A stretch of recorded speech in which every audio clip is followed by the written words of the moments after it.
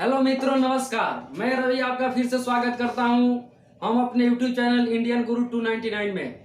आज हम यहां जानेंगे राज्यसभा। क्या जानेंगे?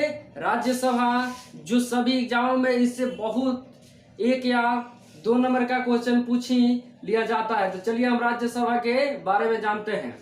तो हम जानते हैं संसद। क्या सबसे पहले देखेंगे संसद। तो संसद का कौन सा अंग होता है? संसद का प्रमुख 3 अंग होता है। क्या अंग होता है? 3 अंग होता है। पहला आपका होता है, ये चलिए, राष्ट्रपति। क्या होता है? राष्ट्रपति। उसके बाद से होता है आपका राज्यसभा। क्या होता है? राज्यसभा। उसके बाद से आपका होता है लोकसभा। क्या होता है? लोकसभा। राज्यसभा, लोकसभा। तो संसद का जिक्र जो किया गया है अनुच्छेद 79 में किया गया है। राज्यसभा का जिक्र 80 में और लोकसभा का जिक्र किस में किया गया है? 81 में। अब हमको पढ़ना है क्या? राज्यसभा। क्या पढ़ना है? राज्यसभा के बारे में पढ़ना है। तो चलिए हम राज्यसभा के बारे में आपको बता रहे हैं। यहां से अब आता है राज्यसभा। तो राज्यसभा का गठन कब हुआ था? तो राज्यसभा का गठन कब हुआ था? ये हुआ था आपका अप्रैल 1952। कब गठन हुआ था? अप्रैल 1952 में। लेकिन राज्यसभा की पहली बैठक कब हुई थी? 13 मई 1954। 13 मई 1952। 13 मई 1952 में हुआ था। तो राज्यसभा की पहली बैठक हुई थी 13 मई 1952। उस समय राज्यसभा का नाम जो राज्यसभा नहीं था, बल्कि इसका नाम क्या था? Council of state. क्या नाम था? Council of state. बाद में इसका नाम क्या रखा गया? राज्यसभा रखा गया। क्या रखा गया? राज्यसभा रखा गया। वो कब रखा गया? तो रखा गया था 23 अगस्त 1954 को इसका नाम क्या रख दिया गया? राज्यसभा। राज्यसभा का अब देखेंगे नाम। यहां से देख लेंगे नाम क्या है, निर्वाचन कैसे होता है, इसका योग्यता क्या होता है, कार्यकाल, सभापति, उपसभापति, राज्यसभा की कुछ विशेषता, अनुच्छेद 249, 312, उपराष्ट्रपति, धन विधेयक, विधायिक शक्ति, संविधान संशोधन शक्ति। ये सब देखने के बाद से राज्यसभा के बारे में पूरी तरह से क्या हो जाएगा? क्लियर हो जाएगा। तो राज्यसभा का नाम जो क्या है? सबसे पहला उच्च सदन। क्या?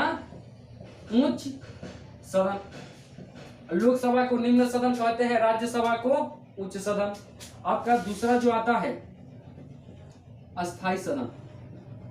अस्थाई सदन, क्योंकि राज्यसभा का कोई विघटन नहीं होता है। तीसरा जो आपका आता है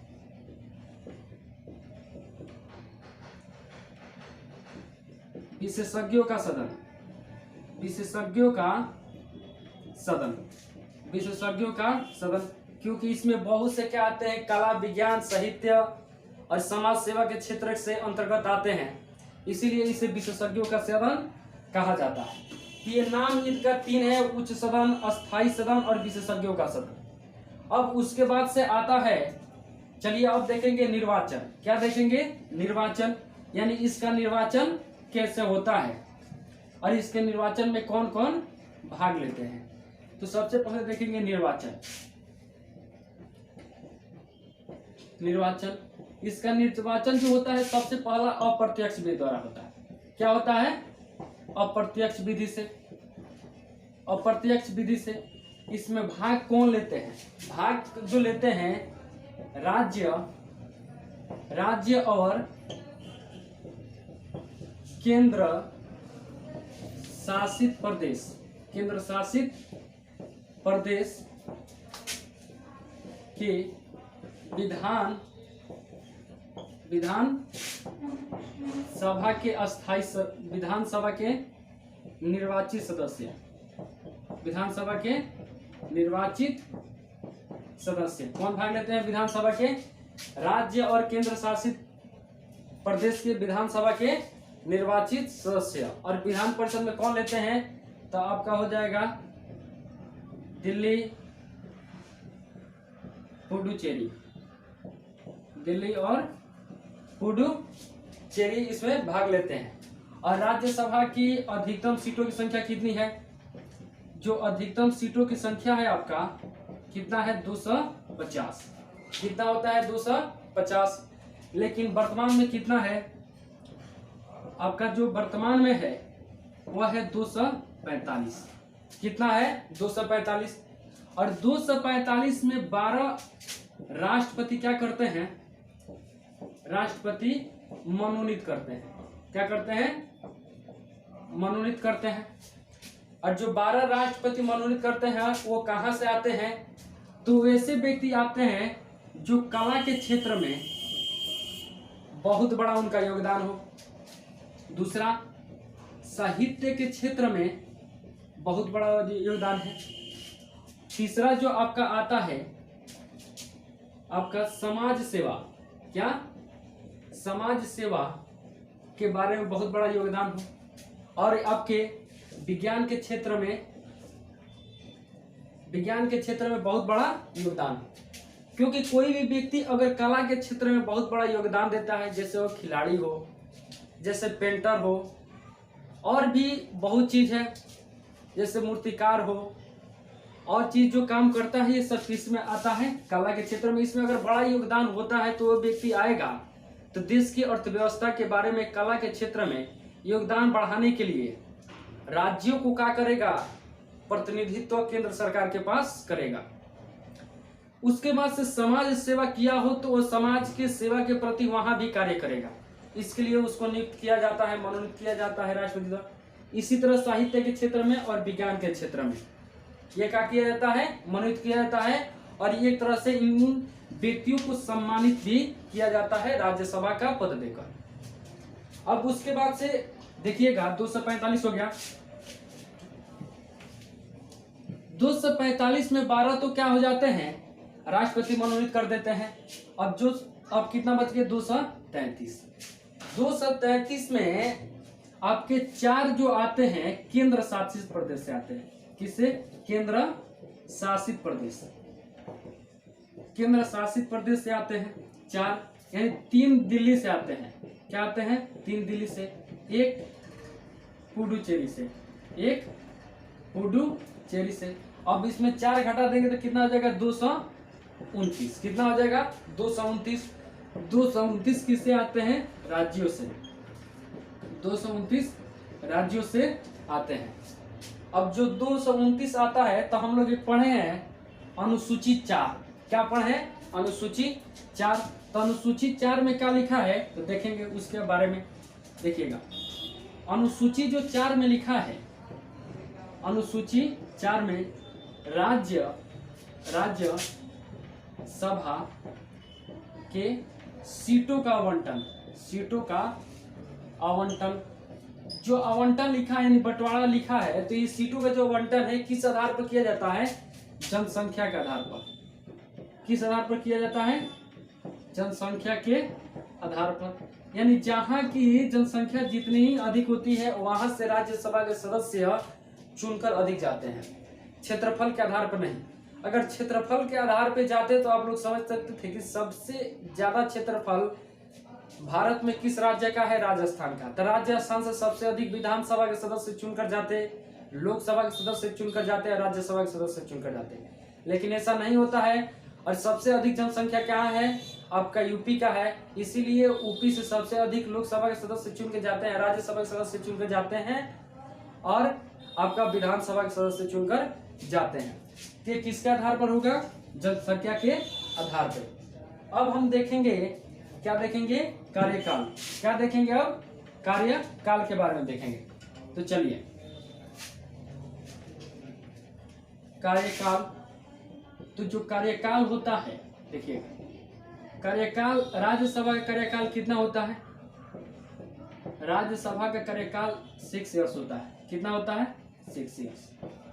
क्या होता है? राज्यसभा का कार्यकाल 6 वर्ष का होता है। लेकिन इसका एक और कंडीशन है, प्रत्येक 2 वर्ष पे 1/3 सदस्य क्या हो जाते हैं? इसके रिटायरमेंट हो जाते हैं, प्रत्येक 2 वर्ष पे। तो तब प्रश्न उठता है कि क्या पहली बार तब किस तरह से चुनाव हुआ था? और किस तरह से उसमें रिटायरमेंट भी किया गया था कि प्रत्येक 2 वर्ष पे 1/3 सदस्य क्या हो जाते हैं, हट जाते हैं और पुनः 1/3 सदस्य का चुनाव करा लिया जाता है और पुनः सीट फुल हो जाता है।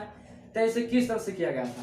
तो पहला जो फर्स्ट बार चुनाव हुआ था 245 आदमी का, इसमें से जो 1/3 सदस्य था, ठीक है, 1/3 यानी 1/3 से गुणा कर देंगे, 8 3 का 24 यानी 81-82 आदमी का जो किया गया था वो किस तरह से किया गया था कि आपको लॉटरी खिलाया गया था, जो उसमें जिसका नाम आ गया था उसको हटा दिया गया था और जिस आदमी को 1/3 सदस्य को हटाकर पुनः क्या कर दिया गया, उतने आदमी को नियुक्त कर दिया गया और जो जो आदमी नियुक्त कर दिए गए उनका नाम अलग रख के जो जितने बचे थे फिर दूसरा बार भी लॉटरी खिला दिया गया।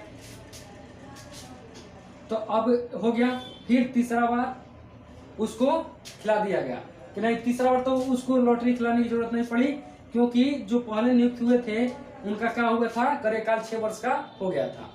2 बार लॉटरी के माध्यम से हटाया गया था और इसी तरह से उस बार से प्रक्रिया चलती आ रही है।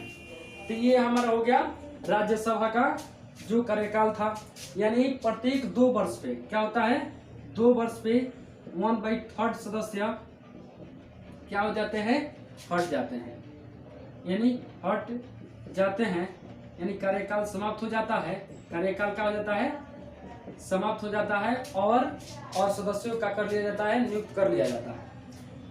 अब चलिएगा, अब आपको हम बता दे रहे हैं क्या कि अब सभापति उप सभापति, चलिए अब देखेंगे सभापति के बारे में और उप सभापति के बारे में। तो सबसे पहले आता है सभापति और उप सभापति।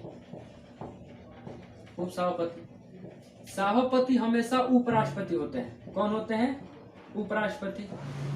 कभी पूछे राज्यसभा के सभापति कौन होते हैं, तो उपराष्ट्रपति होते हैं। एक राज्यसभा ही एक ऐसा सदस्य है, सदन है, जहां का सभापति उस सदन का सदस्य नहीं होता है, लेकिन उप सभापति इन्हीं के सदस्यों में से क्या कर लिया जाता है, नियुक्त कर लिया जाता है, उनको बना लिया जाता है। जब किसी कारणवश क्या हो, सभापति उसमें उपस्थित ना हो, तो उस सभा का संचालन कौन करते हैं, उप सभापति करते हैं। कौन करते हैं, उप सभापति करते हैं। इसके लिए उप सभापति का नियुक्ति किया जाता है। और ये जानते हैं कि राष्ट्रपति का वेतन उपराष्ट्रपति का वेतन, जो वेतन मिलता है उपराष्ट्रपति का पद के लिए नहीं मिलता है, लेकिन बल्कि राज्यसभा के सभापति के रूप में कार्य करने के लिए मिलता है। समझ गए ना, ये हो गया सभापति और उप सभापति। और देखिएगा, सभापति जो अपना रेजिग्नेशन यहाँ से देते हैं राज्यसभा से हटने के लिए, तो किनको देते हैं जी, उप सभापति को, और उप सभापति किनको देते हैं, सभापति को। ठीक है, ये हो गया। अब चलिएगा अगला, जो आप देखिएगा यहाँ से राज्यसभा की कुछ विशेषता, क्या देखेंगे, राज्यसभा की कुछ विशेषता क्या है, यानी राज्यसभा की कुछ क्षेत्रों में बहुत बड़ी विशेषता है। इनके बारे में क्या है, इनके पास जो शक्तियां हैं उनके बारे में हम देखेंगे, इनको कौन कौन सी शक्ति है। सबसे पहला आता है अनुच्छेद 249। अनुच्छेद 249 ये कहता है कि अगर राज्यसभा यह पारित कर दे कि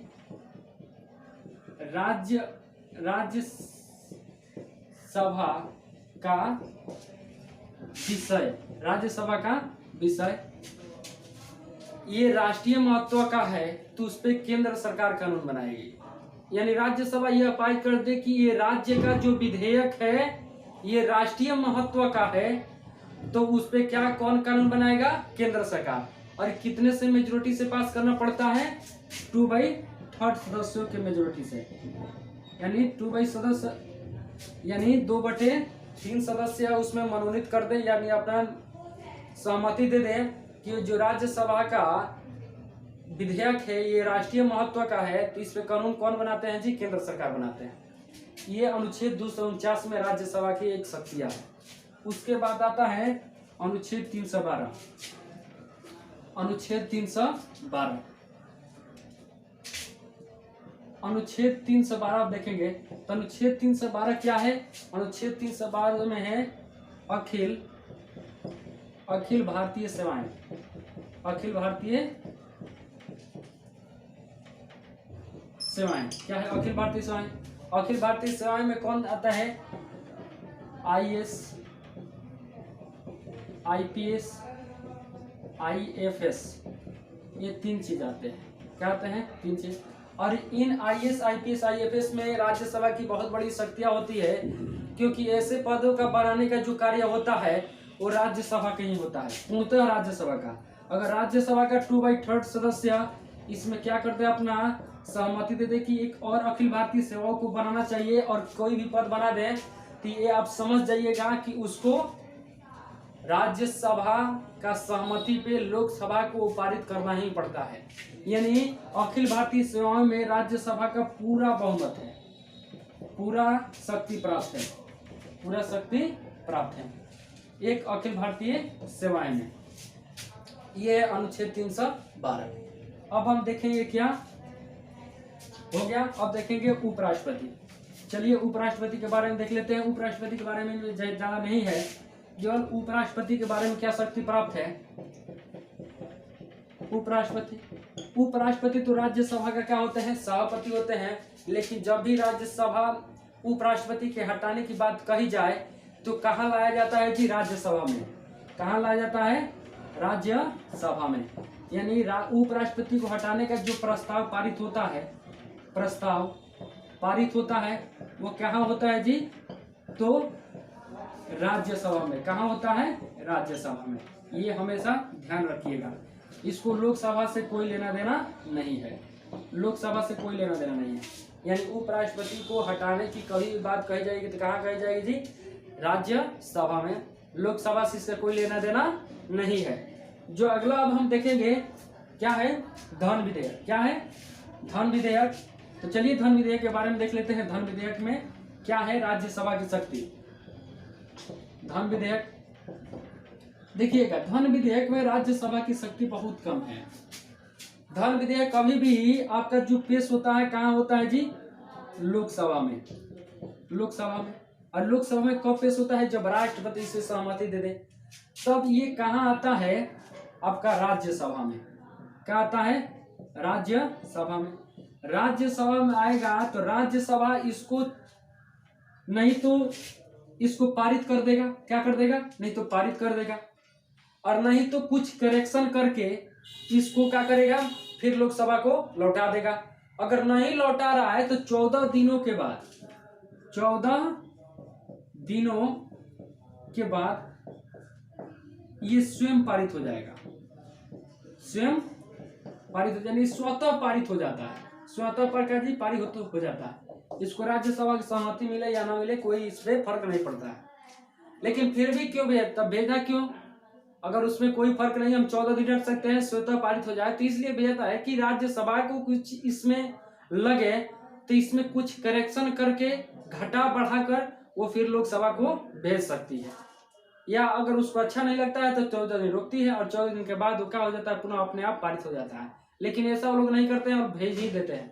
कुछ करेक्शन करके क्या कर दिया जाता है? भेज दिया जाता है। लेकिन तो पूछता है कि धन विधेयक को राज्यसभा कितने दिनों तक रोक सकती है? तो 14 दिनों तक। कितना? 14 दिनों तक। और धन विधेयक कहाँ पेश किया जाता है? तो धन विधेयक हमेशा लोकसभा में पेश किया जाता है, राज्यसभा में नहीं। अब आपका आता है विधायिक शक्ति। क्या आता है? चलिए विधायिक शक्ति के बारे में देख ले आप।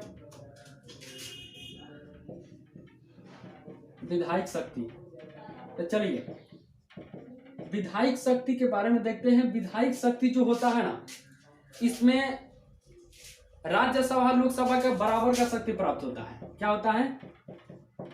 बराबर का शक्ति प्राप्त होता है, प्राप्त होता है। ये किसी भी सदन में पेश हो सकता है, या राज्यसभा में या लोकसभा में। क्या? लोकसभा में। किसी भी इस क्या होगा? सदन में पेश हो सकता है। अगर लोकसभा इसको पारित कर दे, लोकसभा क्या कर दे? पारित कर दे, तो ये राज्यसभा के पास आएगा। राज्यसभा के पास आने के बाद से राज्यसभा इसको क्या कर सकती है, 6 महीने रख सकती है। 6 महीने रख सकती है। क्या कर सकती है, रख सकती है, या पुनः लौटा सकती है, या उसको लौटा सकती है। 6 महीने क्या कर सकती है, रख सकती है। अगर इसी पे देखा जाता है कि नहीं इस तरह से ये पारित नहीं होता है, तो इन लोगों को दोनों को संयुक्त अधिवेशन बुला लिया जाता है। क्या किया जाता है, संयुक्त अधिवेशन। संयुक्त अधिवेशन, संयुक्त अधिवेशन बुलाकर अनुच्छेद 160 से इसको क्या कर लिया जाता है, पारित कर लिया जाता है। देखिए जब कोई चीज पारित नहीं होता तो संयुक्त अधिवेशन क्यों बुलाया जाता है, तो क्योंकि लोकसभा की सीटों की जनसंख्या क्या होती है, अधिक होती है। राज्यसभा सीटों की जनसंख्या क्या होती है, कम होती है। क्योंकि राज्यसभा की सीटों की जनसंख्या कितनी होती है, 245, और लोकसभा की सीटों की जनसंख्या कितनी होती है, तो आपका 545 होती है। 545 दोनों को क्या कर दिया जाता है, जोड़ दिया जाता है। इसको जोड़ दें तो 5 5 10, 4 4 8 1 9, और तब कितना हो गया 790। और 790 में जब 2 से हम भाग देंगे तो हो गया। तो क्या करेंगे, जब 2 से इसमें भाग देंगे तो देखिएगा 3 दूना 6, 8 दूना, यानी 3 से कितना हो गया 85, और 385 से एक अधिक लाना है। क्या लाना है, एक अधिक लाना है पूरे सीट का। तो आराम से ये तो खुद 545 है, इन्हीं लोग को क्या कर देते, यही लोग मनोनीत करके और संयुक्त अधिवेशन बुलाकर ये पारित कर लिया जाता है, और वहां से कोई भी कानून बना दिया जाता है। जब कानून बनाना होता है तो ये हो जाता है। अब काम क्या होता है, साधारण विधेयक में। क्या होता है, साधारण विधेयक में जब कोई कानून बनाना होता है तो क्या कोई नया कानून बनाना होता है तब ऐसा किया जाता है, संयुक्त अधिवेशन बना लिया जाता है और ये नया कानून बना दिया जाता है। समझ गए ना, नया कानून बनाने में या साधारण विधेयक होता है। उसके बाद से जो आता है आपका क्या, संविधान संशोधन विधेयक। अब देखिएगा संविधान संशोधन विधेयक में भी बराबर की शक्तियां प्राप्त होती है। क्या होती है, बराबर की शक्तियां प्राप्त होती है। और क्या होता है, बराबर की शक्ति प्राप्त होती है। वो भी क्या करेंगे कि ये किसी भी में पास हो जा सकता है, यानी पेश हो सकता है, लोकसभा में भी और आपका राज्यसभा में भी, दोनों में, किसी में भी, राज्यसभा में भी, लोकसभा या राज्यसभा।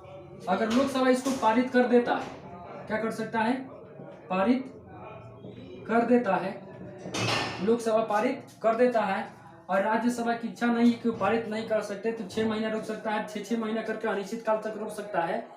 इससे कोई ग्राह्य समय नहीं है कि कितना समय तक रुकेगा, कितना समय तक रुक सकता है। और इसमें एक और सी खास बात यह है कि इसमें संयुक्त अधिवेशन नहीं बुला सकते हैं आप, संयुक्त अधिवेशन नहीं बुला सकते हैं, संयुक्त अधिवेशन कभी भी नहीं बुला सकते हैं। इसमें राज्यसभा की एक बहुत बड़ी शक्ति होती है। और ये हुआ पूरा राज्यसभा का विवरण। जो राज्यसभा से कहीं भी क्वेश्चन आता है तो ऐसे ही क्वेश्चन इसी में से आएगा। और ये वीडियो आप लोगों को कैसा लगा, अगर अच्छा लगा है तो हमारे यूट्यूब चैनल इंडियन गुरु 299 को सब्सक्राइब जरूर करें, और हमारे वीडियो को लाइक शेयर कमेंट जरूर करें। जय हिंद, जय भारत।